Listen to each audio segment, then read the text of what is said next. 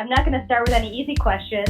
What would you do if you couldn't fail? I was vulnerable in the sense that I was just who I was. In my journey as an entrepreneur, I really found who I am as a human. I was much more emotionally available to everyone because I was much more balanced. Finding the grace and the humor in the balance of it all. Whatever happens in the gut happens in the brain, and whatever happens in the brain happens in the gut. Do you have a specific morning routine? I was able to sort of reset my nervous system by getting involved with the cold. Allow ourselves to have imperfection. Absolutely had mentors, absolutely 100% had coaches. A wake-up call to me that I could not try to be something I'm not. Seeing results of just isolating the breathing was having these tremendous impacts on my physiology. Work at a gratitude practice. What the hell am I doing? Can I really do this? Is this really worth it? 90+% of the decisions that we make today actually stem from fear. When was I proud of myself today? I think for me, it's really inspiring people to step out. And you don't have to step all the way out. Then there are these other moments of magic and joy. If we can just push into discomfort, we actually find that on the other end, there's a lot of benefit. What's your purpose? Nothing starts without a plan. Nothing ever goes to plan. I think we're going to see a new realm of healing that ultimately wasn't available to us. If we can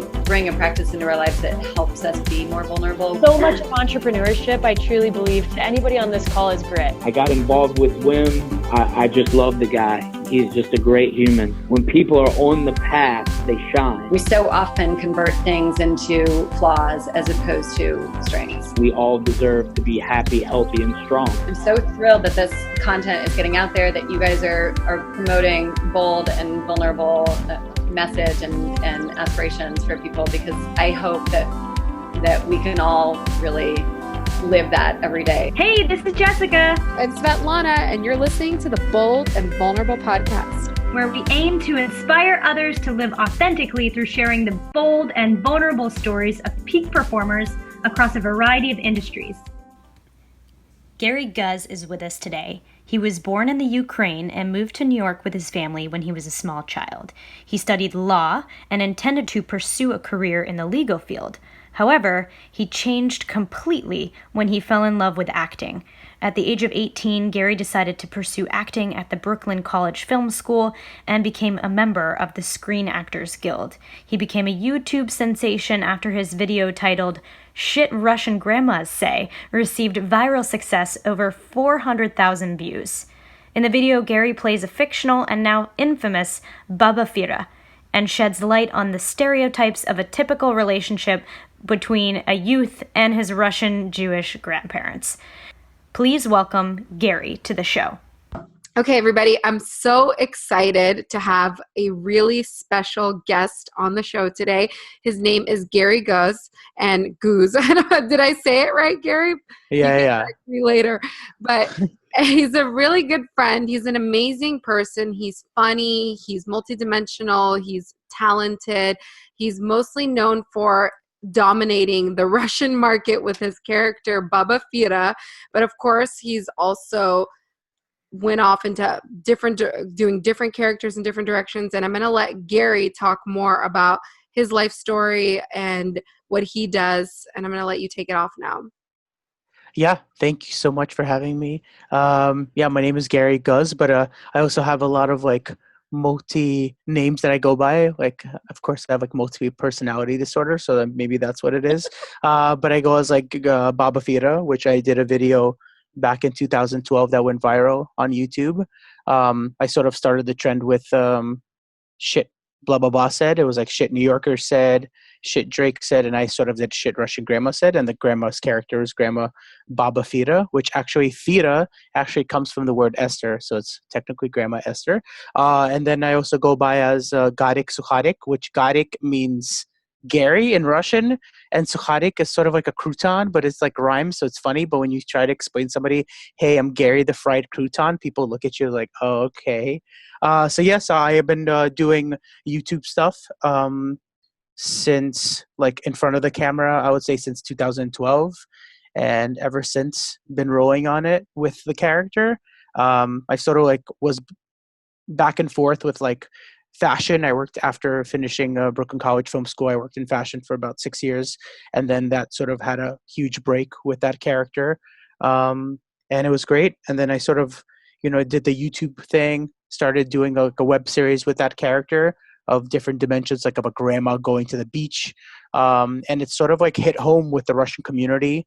And I honestly, the first video I posted, I had no idea where it's gonna go, and it had like 15,000 views overnight on YouTube, which went crazy viral, and it started hitting a community of Russian Jews who sort of left Russia, the former Soviet Union, so like the immigrants and like who like left in the 70s, the 80s, and like early 90s. And I realized I hit people from Australia, Canada, Germany, Israel, and even United States, and even parts where I had no idea, like who knew that there were Russians in Columbus, Ohio, which I ended up visiting after. And like, I would never think. I was like in this bubble of New York, of Jew York, and I thought like, this is where we all are. That's it. There's nobody else. So that's a little bit of like a backstory of how like everything sort of started. And then after that, I sort of started Vines when it became popular, and sort of started doing like sort of Instagram videos with other characters, and started marketing that. And it's been amazing. Been doing stand up now, and hopefully a radio show in the workings, and a lot of skits, and hopefully working on like a sort of a Key and Peele type of show for the Russian community. Wow. Okay, so you basically hit on one of the questions. You went over one of the questions that I was going to ask you about how you got started on this journey. So you ran us through that process. So I'm just curious then, since we're talking about characters and all these different characters that you're doing, what is that like for you? How is it like for you creating content for the community, and how do you do that? What's your process like? For me, it's just more about, I feel like I have all these characters hidden somewhere deep inside me. I'm like one of the people, I love observing people, even when I was younger. For me, going back when I was a kid, I was never like the kid that would hang out with the kids, because I would constantly get in trouble. I was constantly wrong or doing something wrong. So I'd always sit with the adults and just watching, like listening to jokes and the humor and stuff like that, and picking up on like different types of characters in my family. I sort of have all these characters there. I feel like once I put the wardrobe on, like when I put the grandma wig on, it's sort of like I have like a weird like thing of like improv meets method in a way. And once I sort of like get into it, I can't snap out of it for a while. So then I sort of developing the grandma character, the mom character, the Russian dad character. Russian mom is always constantly like judging. She's like, oh, that girl is like, she's engaged, but her wedding is in 2 weeks. Like, she's probably pregnant, like stuff like this, like little nuances that I've heard or overseen girls talk about, or, and stuff like that. So I sort of, once I develop it, in terms of like the background of like getting the voice down, sometimes I have no idea what comes out of my mouth. Like, I watch the show, like when we sort of watch the takes and I sort of roll with it. Like, we recently did Russian mom and son going shopping for New Year's, and all I had was bulletin points of what we're buying, but I didn't write a script or anything out. We just sort of improv'd it together with myself and Eric Tabak, who was co-starred on that. So I just love we're working with improv actors and just going with that. It's really interesting. You said something that I think would be something that our listeners could relate to as well, and just anybody listening, about, once you get into it, you just roll with it. You're rolling with it, and there's, you don't even know what comes out of your mouth. It's almost like you're channeling. Is that what it feels like for you? Yeah. Like you're channeling something from the universe. Yeah. I sort of like lose control a little bit. That's why I Mhm. love it. I love it. I just sort of like lose control of the character. And I just like, it was tough for me. Like the first Baba Fira video, I was comfortable because I was home when we shot it. We were sort of using my grandma's apartment. But then when I sort of started going outside with the character, like the first video we shot on the beach, for example, and I was really uncomfortable when we shot that. I didn't feel like I was channeling her properly at a certain point. And we're like, oh, we're going to go to the beach, 6 o'clock in the morning. Nobody's going to be there. We get there at 6 o'clock in the morning. All the grandmas are there. And I'm like, great. Like, we should have came in the afternoon. And so, but after I sort of got over that fear of being dressed as a woman and being in public, I sort of feel like when I like sort of like put on that outfit, it's like, that's it. I have a quick question for you, because it's so rare to find in comedy where you have this almost like a mixture between like a Robin Williams, like Miss Doubtfire type of a character for the Russian community, and then also I'm hearing a little bit of this like Jim Carrey essence where you're diving method into a character. And my question for you is, going deep into those characters. So for example, and this could be a completely wrong example for you, so if it is, then just let us know. But what I was hearing was, that Jim Carrey going deep into a character, like he did with Man on the Moon, and how he was differentiating between the identity of the character and then how he almost got a little bit lost with his own self and his own self image and his awareness of his identity, and how he had to literally kill the character off. So I wanted to know how you feel about this identity takeover with this character that you have, the Baba Fira, for example, and how you differentiate between reality and that character, and how you almost like pull yourself into or out of those characters when you have to perform, or where you feel that it's coming through you to perform. Yeah. I mean, the grandma character is sort of like this character that I have that I can say whatever I want. Like, I even get hired to do parties for like bar mitzvahs, weddings, where I roast families, and they give me information about like everyone who's like close to the family, and I would just come in roasting. And my grandma was like, from my dad's side, was very much like this character. Even both grandmas are very like said whatever they want. Like, I always say, like in my stand-up, that I feel like the show, they stole a show after my grandma, and it was called How to Get Away with Murder.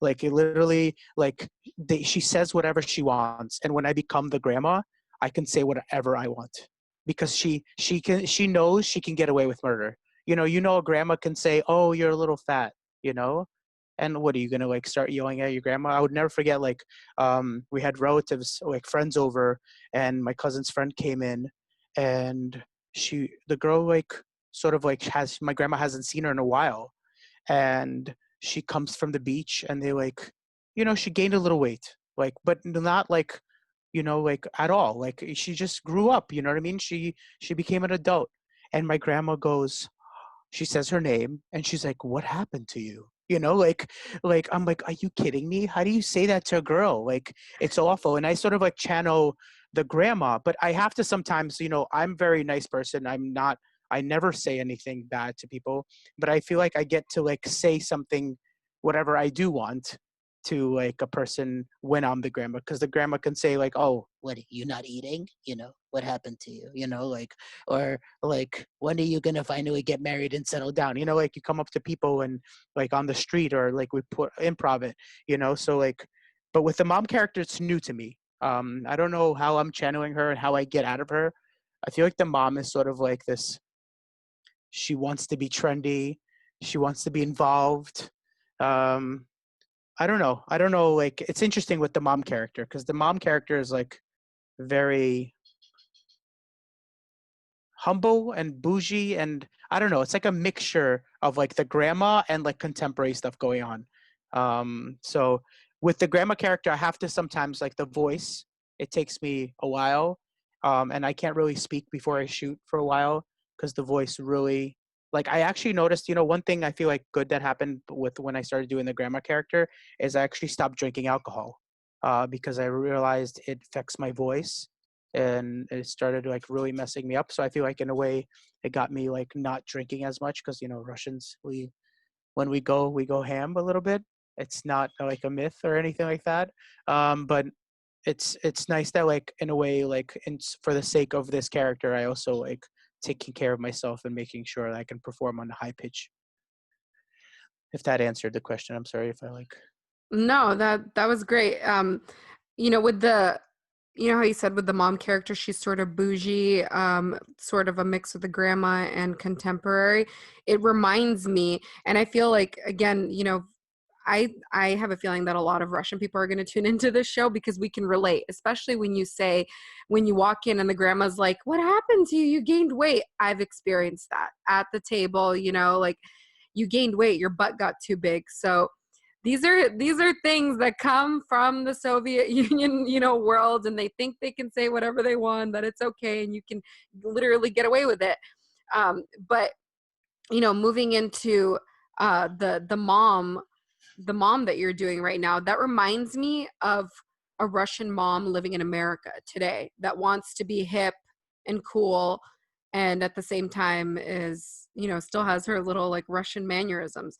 So I'm curious, what's the cultural purpose behind the jokes?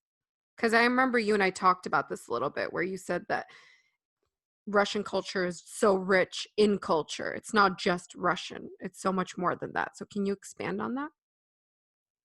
I mean, yeah, it's we've been on a trip together. I've sort of, the culture is very rich.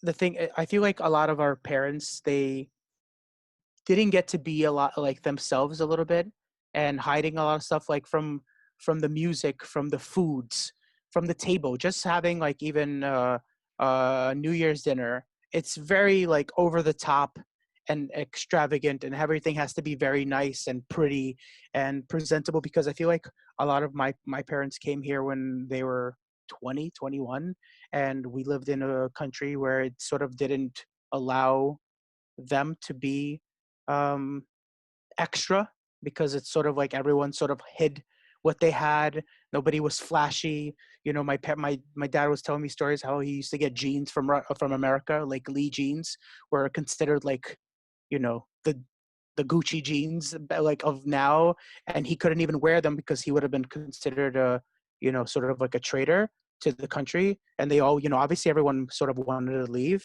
Yeah, the cultures are a little bit different. Like I don't know. There's something has to do with like knowing that we came from where we came and why we came from there.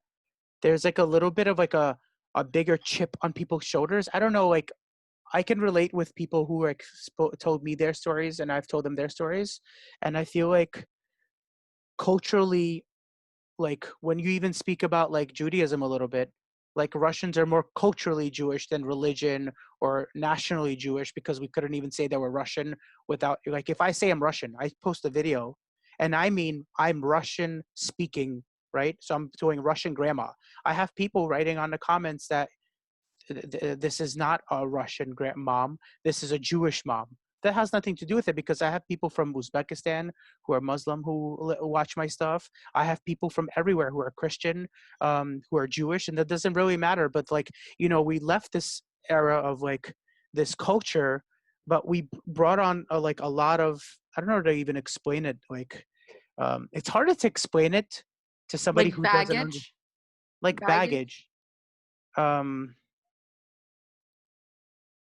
I don't know if it's like making sense, but like it's kind of hard to explain it.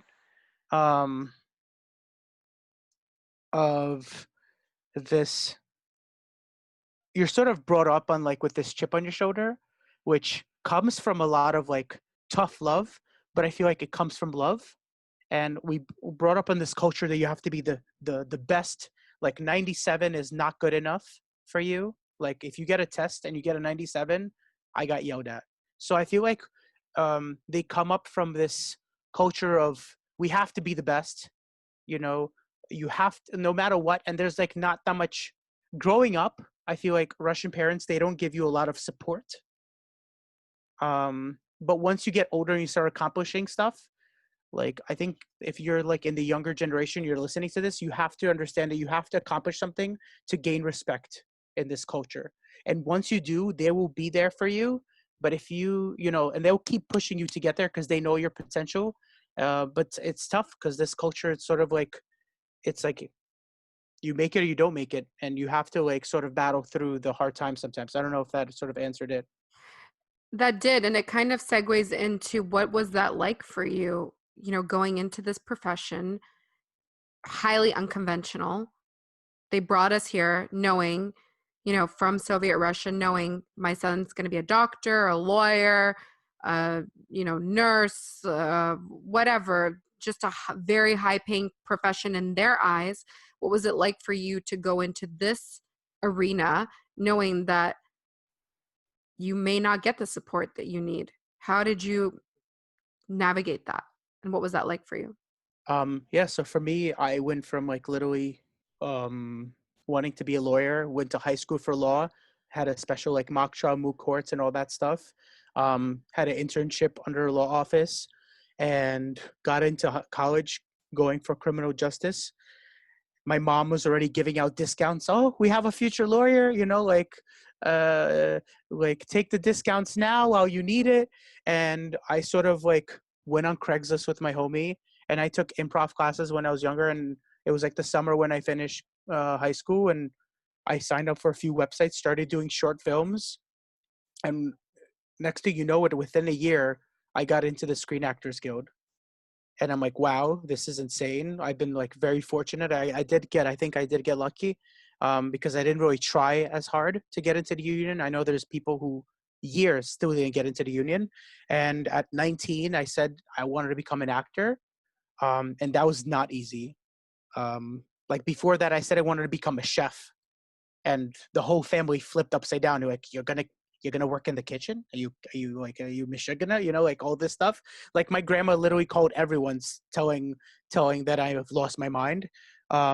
It's so funny that not too long ago I cooked for her and she's like, you know what, your wife is gonna be very happy. I'm like, oh, now you tell me. But it was not easy. But I did have a supportive mom who was like there, and she's like, do it. Let's see what you could do. I went to film school, and also not easy, and did that. And she saw I was progressing, but I wasn't really getting jobs. I was working for free for a lot in the beginning. And that's, I feel like, what was the best thing I've done. But then, she was like, so what's going on? And I'm like, just give it time. And I started getting more jobs, and I started working a lot in fashion and producing high fashion videos. And I got like a full-time job where I worked with different it was like Spiegel, where I worked and I was grateful for that. The guy, Richard Lowe, gave me a position, but still my mom was like, what's going on? And I feel like that pressure that she gave me, like for some reason, I don't know how I figured it out, but I feel like I have one blessing that I'm beyond grateful for, is if you give me negative energy, somehow I'll turn it into positivity. Like if you you don't realize how much you feed me with negativity. Like I don't really like compliments. Like people are like, oh, good job on your video. I don't even know what to say. I'm just smiling. I'm like, do you want a picture? I don't know what you want. I'm just trying to be nice. But also like before, getting into the union, I did background for like 6 years full time, and I was getting great money. I'm not going to lie. As a union actor, you get a good amount of overtime and stuff like that. But it was like a job. It's just background. You're just a number. And I feel like it prepared me for the moment that I am now to feel very grateful. And now that like my mom sees that I'm flying everywhere, I'm doing like promotions for other companies, and she's actually seeing that like where it's actually leading to now. She's now proud, and now she's like, you know who I am? She's like, I'm Baba Fira's mom, and she's proud of it, but it was not easy going through that. The other side of my family, they're still like, don't think of it. They're like, this is a hobby. No, it's not. It's not a hobby.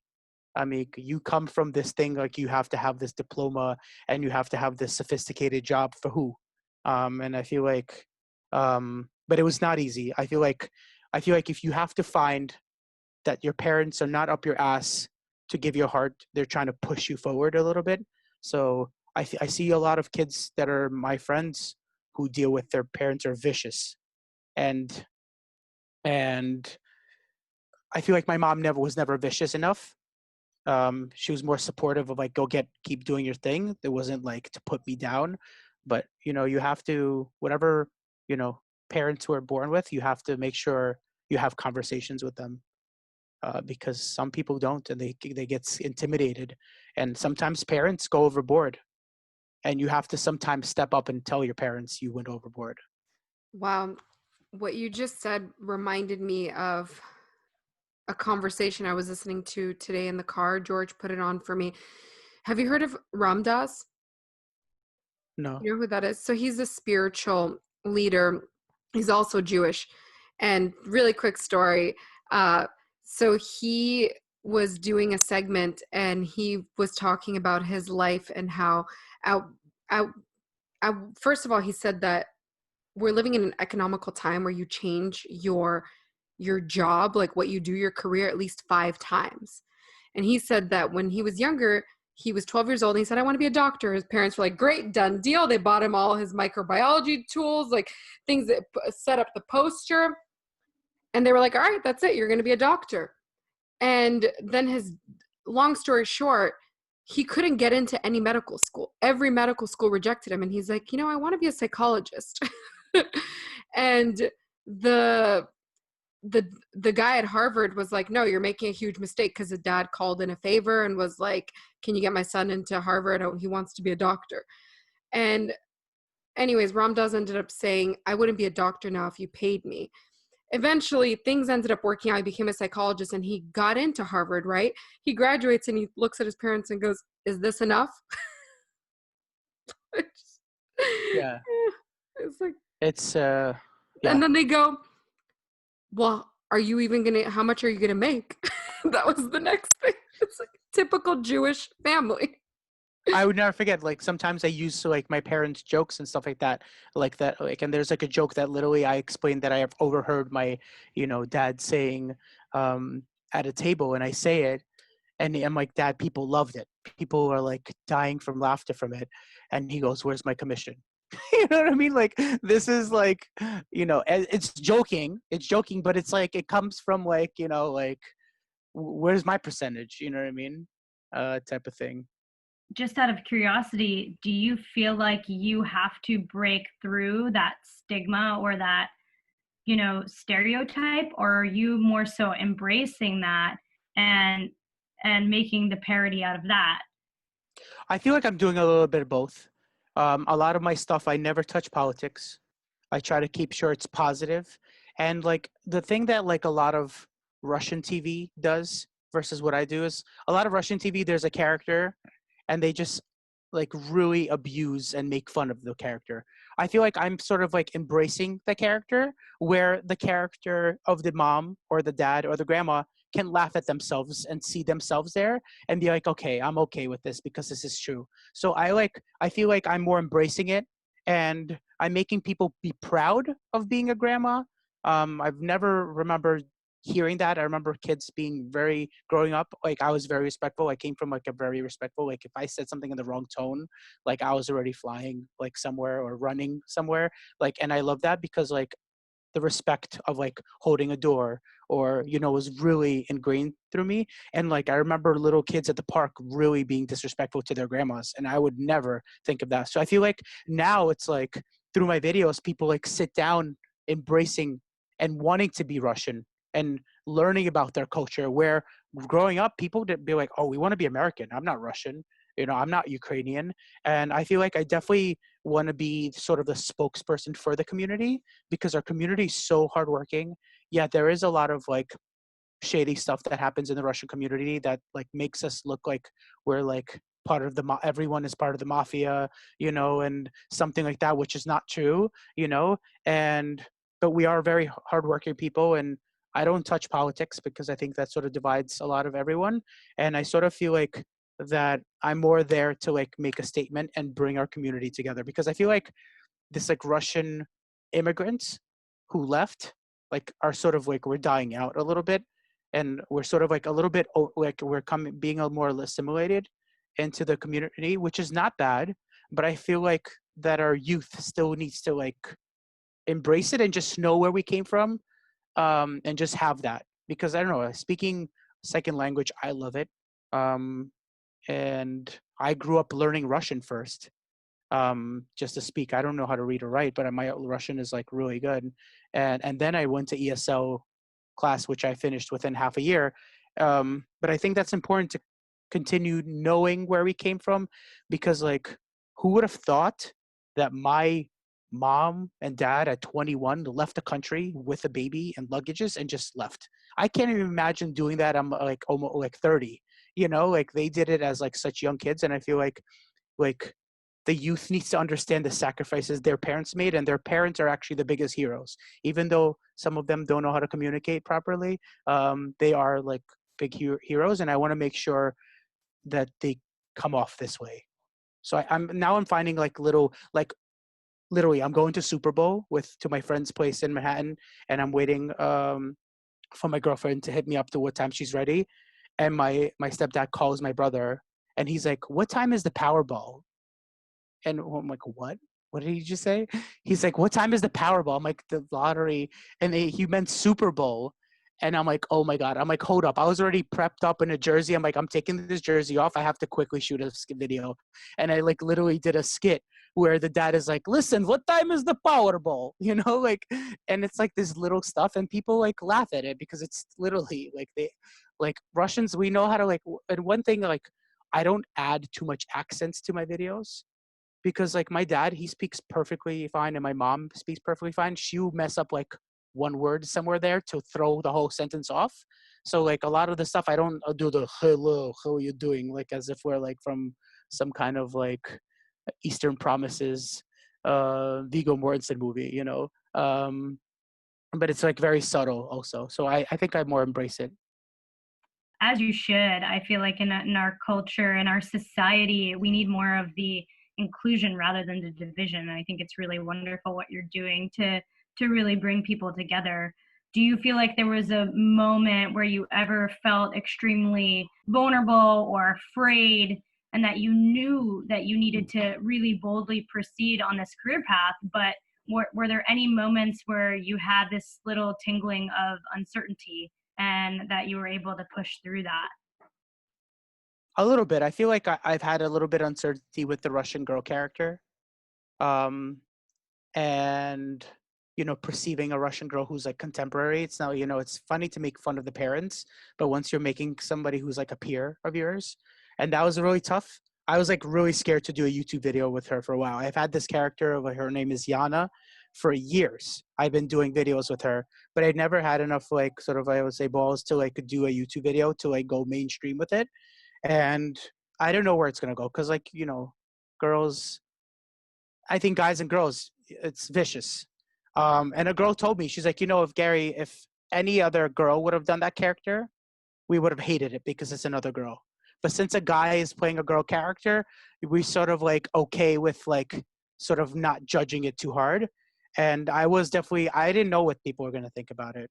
You know, I sort of know the mom characters. I know how to put on the accent, but putting on like your, you know, typical sort of, how you say it here in Brooklyn, Jap, you know, Jewish American princess, and making fun of them, and them embracing it, like that's the best part. Like once the girl's like, "This is so me," you know. In a way, I'm making fun of you, but they're like okay with them being made fun of. So that was a little bit nervous. I had no idea what the reaction is going to be, so I'm happy everyone sort of embraced it and be like, "Oh my God, that's me every single day." Svetlana, is that you? That character? No, but it's so funny because I watched that YouTube video and I was on the floor just dying. Like, I don't like to use certain language, but my cousin and I were both just like, this is spot on. My best friend Yana worked at a Russian dental office.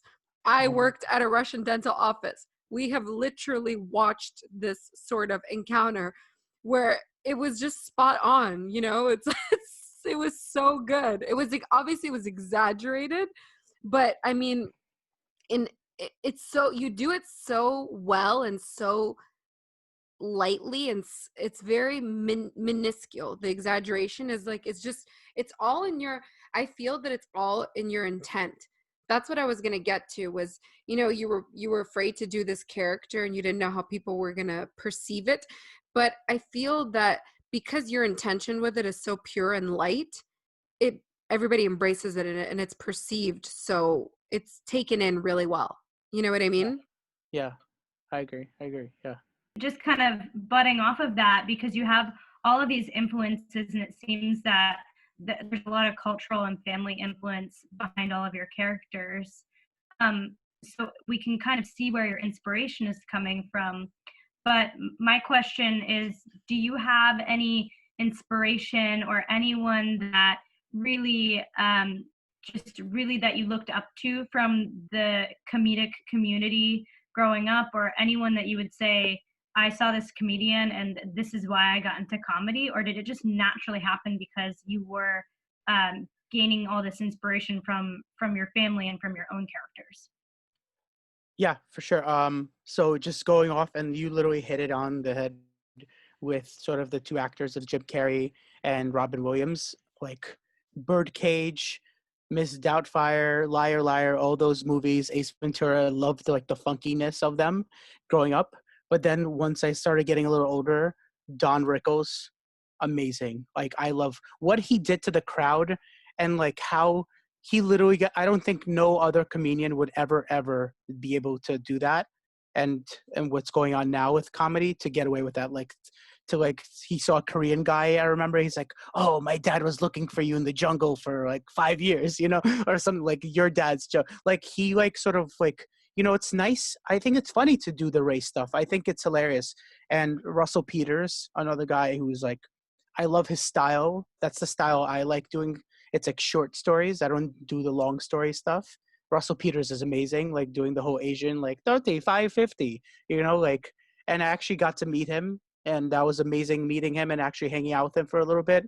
And recently, Sebastian Maniscalco. This guy is so spot on. I love him like so much. Also got to like, my cousin got me on him, and my cousin I feel like is the Russian version of him. He's one of my favorite comedians. I don't mean to interrupt, but I mean, he is just killing it right now. Yeah. He really is. He's killing it. And I'm so upset. I was actually not in New York when he was here in New York. I'm trying to go see his new tour. And he had a book signing in New York. It was like his first book signing ever. And I'm like, I'm not starstruck at all. Like, if a celebrity walks by, I'm not like the one that would ask for photos. I literally signed up, and like, I went to buy his book, and me and my cousin got to meet him, and he's amazing. And I feel like I'm missing somebody else.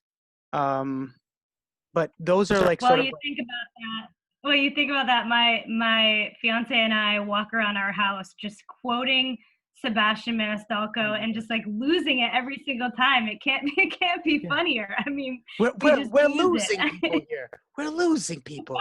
Let the Italians cater your. But that's that edge that you're going for, that cultural, really old school, bringing it into a culture where you don't want to forget these iconic characters that may go away. Because think about, your kids and your kids' kids, like, are they going to have the chance to experience what it was like to have that sort of a grandmother or that sort of a mom? And really just keeping those cultural views and those cultural segments alive and bringing them through to this new culture that we're creating, I think is so important. And it's fun and interesting just to hear where you're getting your inspiration from, because I think it's all about, pushing boundaries, like Don Rickles, and pushing those boundaries. And even now, as a comedian, you have to be careful, right? Because there's a lot of comedians getting slammed for things. But I think that if you do it in a bold way where you're not disrespecting people, but you're also pushing the boundary a little bit, I think that you'll have it'll just yield rewards for you. 100%. Thank you. Yeah, I love Sebastian so much. Oh my God. I quote him like too much. He's the man. We probably quote the worst things that he says, like the most boundary pushing things. Like, we'll walk around our house just being like, you want to dress up like a baby? Like, we're just like losing it, like losing our minds. And inappropriate, but amazing. Oh, Yeah. So let's talk about you though. Like, what are your upcoming projects? What are your upcoming shows? Where can people wait in line to fan out for you? Like we fan out for other comedians. I mean, Svetlana and I are both fans. We've seen all your videos, and I'm not Russian. I'm not a Russian Jewish person at all, and I'm still relating to your comedy. So I really do think that you have this wide range and this wide audience that's going to be huge, and it's going to continue growing. So where can people find you? What are your upcoming gigs, and what do you have going on right now? Yeah, thank you. On Instagram, my handle is Gariksuharik, which is GARIKSUHARIK, which means Gary the Fried Crouton, but it just rhymes better. Just some things don't translate well Russian to English. And then in terms of like, I knew how to spell that. Okay. I knew how to spell that. You didn't have to spell it. And then I'm just doing stand-up. I'm working with a lot of campuses and Jewish like nonprofits who are flying me out to do stand-up shows. I just did one in Atlanta, so those are in the works. I usually post everything on my Instagram. Have a lot, hopefully a radio thing happening, and I'll have my own show. Like growing up from New York, Z100 phone taps were like one of my favorite things ever. Like how they used to like prank people, and I feel like that's how I actually started. Before I even did anything, actually, back when there was like, I don't remember if you guys remember this website, MeetSpot. Do you remember MeetSpot? It was right before MySpace. It was like this, so. like I remember Wimit. Do you remember Wimit? Wimit was this Russian version of MeetSpot, and then they sort of made it more American. And I had like a prank that went viral as a grandma back in the day. So I sort of want to bring that old school like pranking people a little bit back. So that's coming up, and I'm just going out right now to Florida and Miami next week. Going to be shooting some amazing like videos out there. Hopefully we get something like at Fisher Island and doing something like touching on the like more bougier Russians, and bringing the Yana character and stuff like that there. And I've been wanting to really do some funky, funny photo shoots. Like I want to get like a Russian dad in like a tracksuit. Come to San Francisco.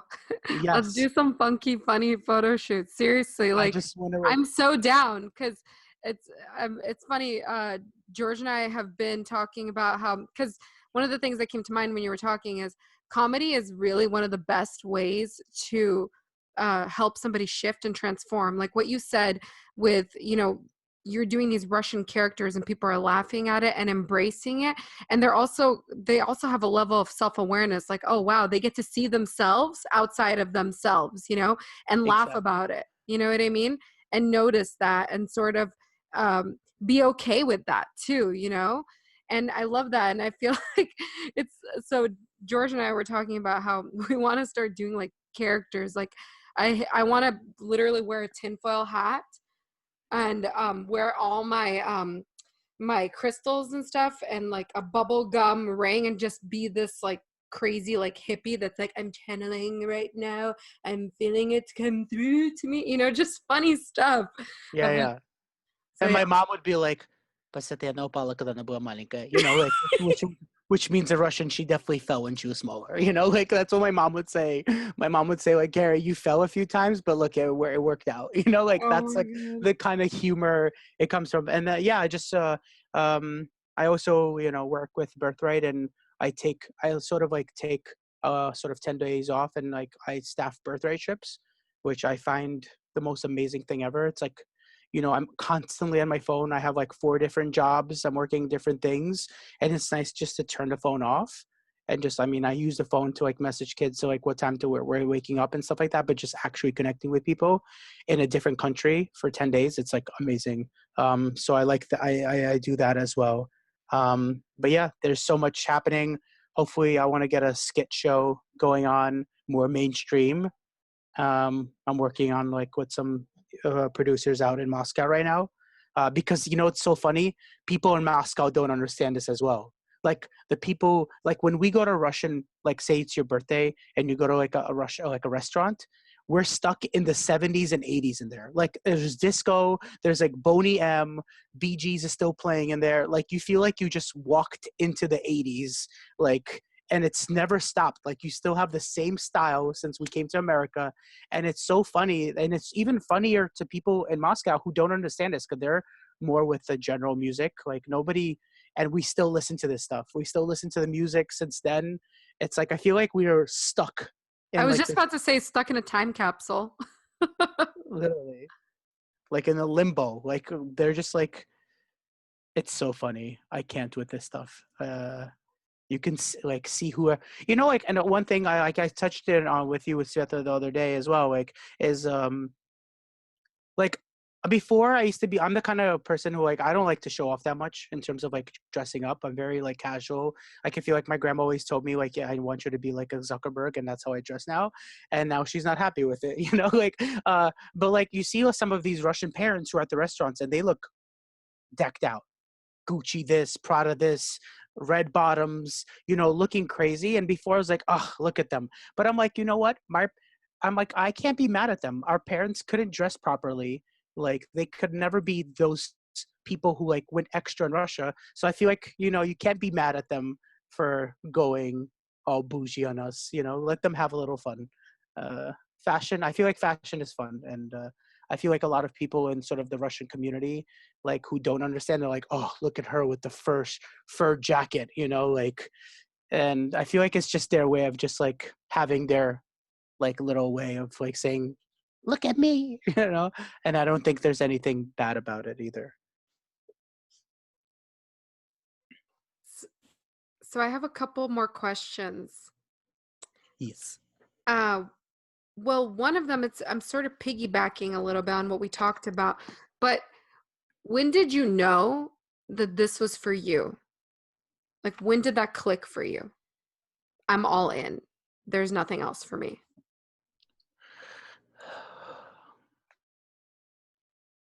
The day I sort of started acting in the beginning and I started becoming like sort of a union actor, and I'm like, am I getting paid for this? Is this really happening? I can't believe people are paying me for like just sitting around and waiting to shoot our scene. And I'm like, this is so much fun. I never felt like I was working when I worked on set. It was fun for me. It was like, and I honestly couldn't believe how much money I was getting at a certain point. Like I got like a few principal gigs and I'm like, wow, and I'm like, I definitely want to chase this more. But then I sort of lost it a little bit because it's not easy. I had never had family member who like helped me out. But then when sort of Baba Fira happened, I didn't realize what I had with Baba Fira until like I was actually traveling in Detroit and I met it with this sort of family friend that I stayed with another friend. And he's like, that year, I think he was like nominated for being top 50th entrepreneur of the year. He had like started his business. I mean, I didn't even know about his backstory. He told me, he's like, Gary, he's like, what are you doing? I'm like, oh, I'm doing camera stuff here. I'm doing Baba Fira here. And he's like, like I had all these sort of like small like businesses that brought me business here, business there. He's like, when I sort of figure out with my partners, which one was like more successful that we thought were more successful. We just picked one, and he's like, within 3 years, we became, top company in, US. And it sort of opened up my eyes he opened up my eyes in terms of like, I need to sort of figure out, am I going to go directing route and being a like amazing videographer, or am I going to be a comedian? And at that point, I picked, I want to be more of a comedian. And within, I would say 3 to 4 years, it skyrocketed so fast. Like so much more stuff was happening because I was only focusing on that. So it sort of happened to me at that moment on that trip in Detroit, where he sort of opened my eyes of like, you really have to go all in on that one thing. And then I feel like once you figure out that one thing, then you can sort of start branching off. But like, I didn't really establish myself. Like one video doesn't make you anything. So that was like the point where I sort of like took command, and I never stopped after that. And that was back, I think, 2000, maybe 15, something like that, which is about 4 years ago.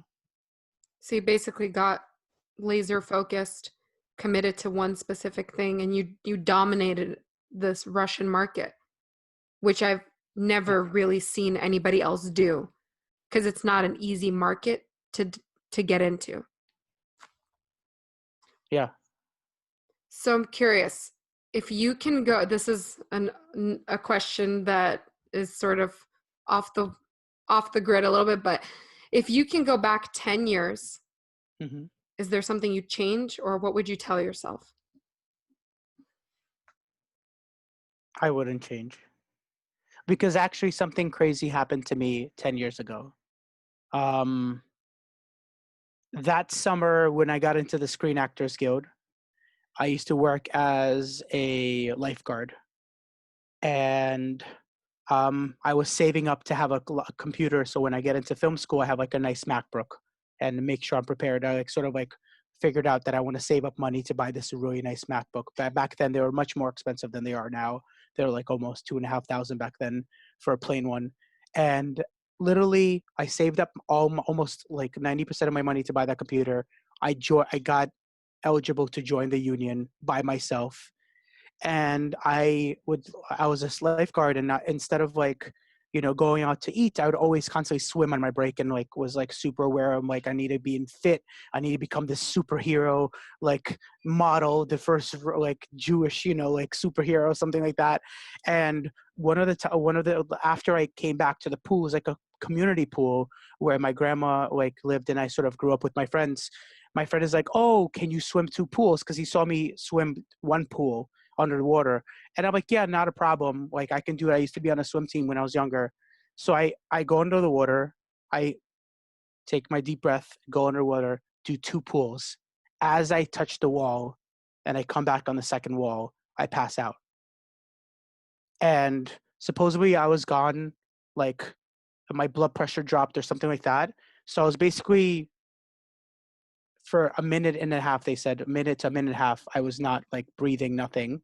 And in that sense, when that happened, I sort of came into this dream sequence of like sort of Sin City. If you remember that movie, it was like very grainy, and I'm sort of sitting middle seat in the back, and I have like a chauffeur, and my mom is sitting in the front seat, and we're sort of driving to the light.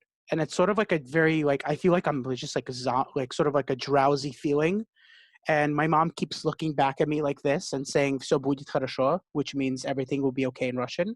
And that sort of repeats. She keeps saying that. And then I sort of felt my body getting out, but I'm still seeing this dream sequence. And after they like got me out, they got water out of me and stuff like that, I just realized, I opened my eyes and I'm like, oh my God, I almost died. And that happened to me. I think I just turned 19. And I'm like, I just accomplished everything I wanted, and I could have been gone from this world within seconds. And then I sort of realized that like at that point, like time is money, and I have no time. So like that's when sort of like everything sort of changed, and I would have never changed that moment. Sort of like, I never want to say like nobody should ever go through that ever. Like I was beyond lucky to be even alive, but going through that and having everything good happen to me, and within like in a blink of an eye, how like the famous book, I was almost gone. And that I still have that memories till this day. So I feel like I would never change.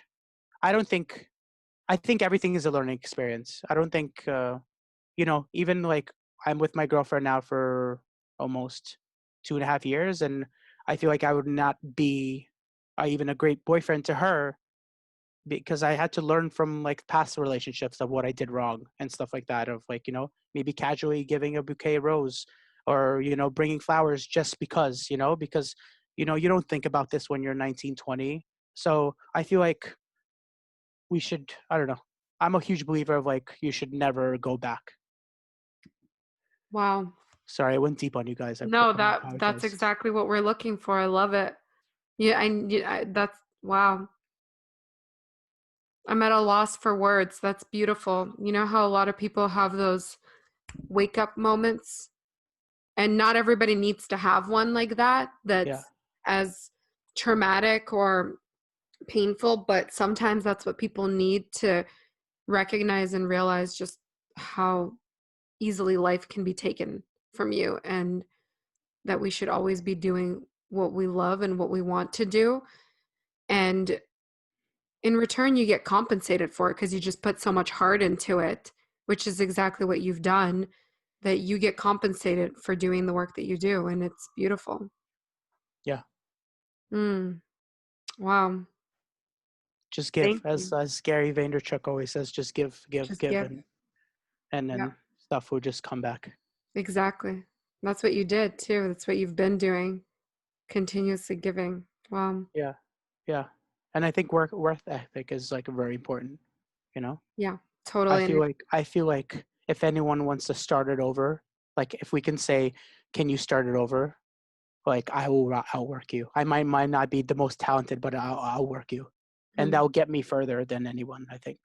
I agree. I believe that work ethic beats talent any moment, because you can be talented and laying around on your couch all day. That doesn't mean that it's gonna last for you. But when you're hungry, when you have that hunger, it outbeats talent any day. Oh yeah. Yeah. A lot of my meetings when I have with clients or I have with friends who are like I want to collab with, if I find like for a little bit that you're like not humble about like the certain situation, I wouldn't really collab with that person.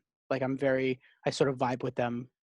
Like I want to make sure that we're both vibing and we're both our feet on, you know. There's been multiple people I collabed with who are beautiful people but they were just not mentally there, and I don't want to give that to a person, you know, like I don't know, you know what I'm saying, like it's just you want to be humble when you're like doing these things. Like I've worked on so many sets. Most of these actors are one of the most nicest people you've ever met on this planet, and there's a reason why they're still working. So I feel like you just have to be nice. And like I also like recently, just to go off tangent, I started judging people of how they talked about other people or how they talk to other people, you know, because they could easily be talking behind my back just the same way. So I sort of lately started judging. So I feel like we always have to be nice to everyone. And it's about who you surround yourself with as well. You know, who you surround yourself with is gonna, you know, that's gonna gravitate that back to you, and vice versa. 100%. Dude, I can't wait to come visit you guys in SF, not as people in New York say San Francisco. No, they say San Fran. And I've seen people say San Fran, and then people from San Francisco like. Yeah, it's like what? It's like SF. It's SF. It's SF. Yeah. But you taught me something new. Jap, Jewish, American. You've never heard of that? I've never heard of that. What about what? OTB? Have you heard of OTB? Off the boat? OTB. Have you heard of OTB? Is that off the boat? Yeah. I mean, it's like a person who's like, oh, okay. Right off the boat. FOB, like fob. Fob, yeah. That's another funny thing. Like my mom, Russian. Like I did a skit. I don't know. Jess, you're not you don't speak Russian, do you? No, right? So she did a thing. She's like, "Oh my God, look at that girl and her teeth," you know. And like the girl's teeth were a little messed up, you know. I'm not gonna lie, you know. Like, and she didn't. She's like, the parents got themselves a Chanel bag, and they couldn't even pay for braces for their own kid, you know. And because my mom is always, you know, like if somebody like we needed braces, we take care of your kid, you know. Like, and she's like, Pazor, like embarrassment to the family. They can't take care of their kids' teeth, you know? I think a smile is very important. You look at somebody's teeth and they're like, oh shit, you know? Like one of those. So it's like another thing. Like Russians are like, they will need it, the standard has to be Russian standard. Yeah. There's a lot of, I feel like, at least from what I've noticed in my family and in the community that I'm around, is a lot of vanity. So it's like, you know, like vain. So it's you know, like this is funny. Okay. Like my dad won't have a problem with paying for, like, for example, if I need to get laser done or something like that, right? Like laser hair removal, right? Yeah, no problem. I'll pay for that. Like anything to maintain the beauty.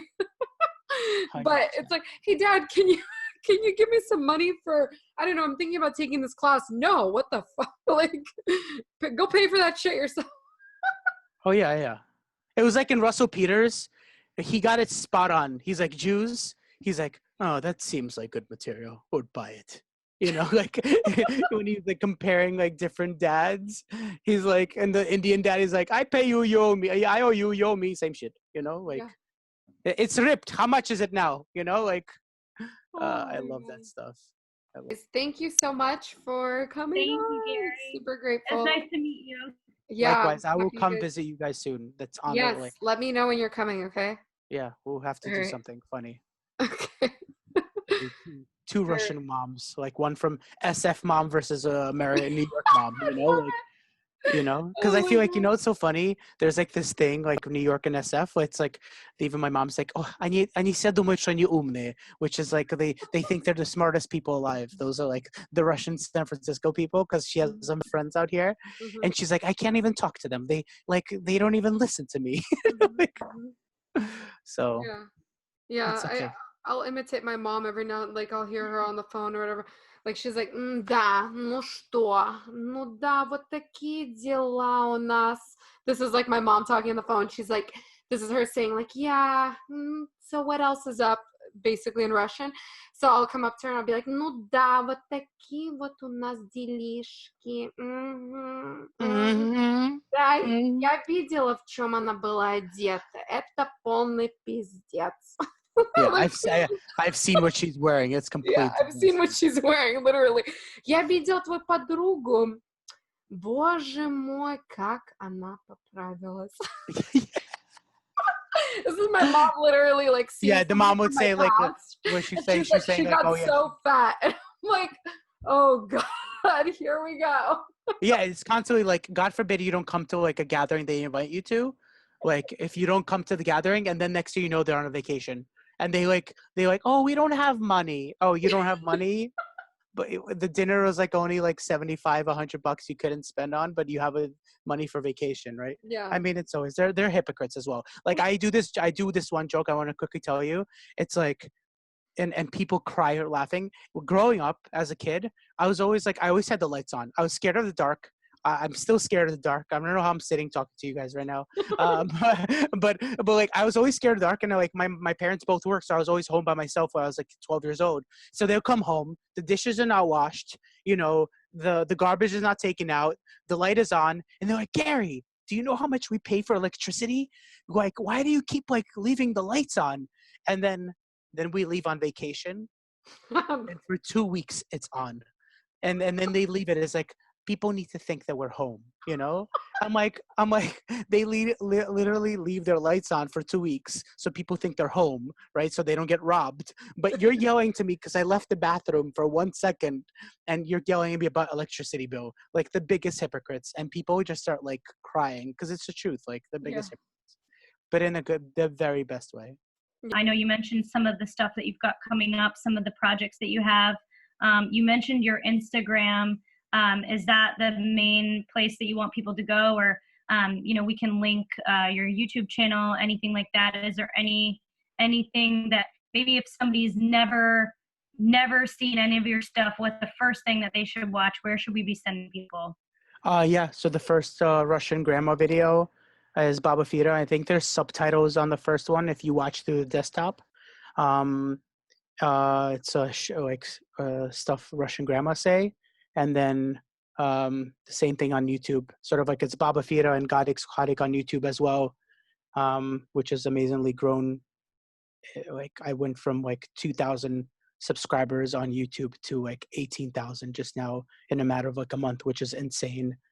Beyond grateful for that. So it's nice to like come back, because I feel like YouTube is such a nice platform where it sort of feels like you're watching a TV show. I feel like with Facebook and Instagram, you sort of lose it. So I started just like doing like sort of smaller skits. So, but YouTube, I really love people like putting it on their TV and watching the skits like as if they're watching a show, because I think a lot of the stuff that I do is like so, like the jokes are very subtle and quick. So you have to really pay attention. So yeah, YouTube as well. Kharkov, I think, or it's Kharkov TV. I'm not sure. I don't want to lie. I'll give you guys the link if anything. We can link it in the Yeah. show notes on our site, and people can access it through there. They'll be able to easily click the link. Yeah.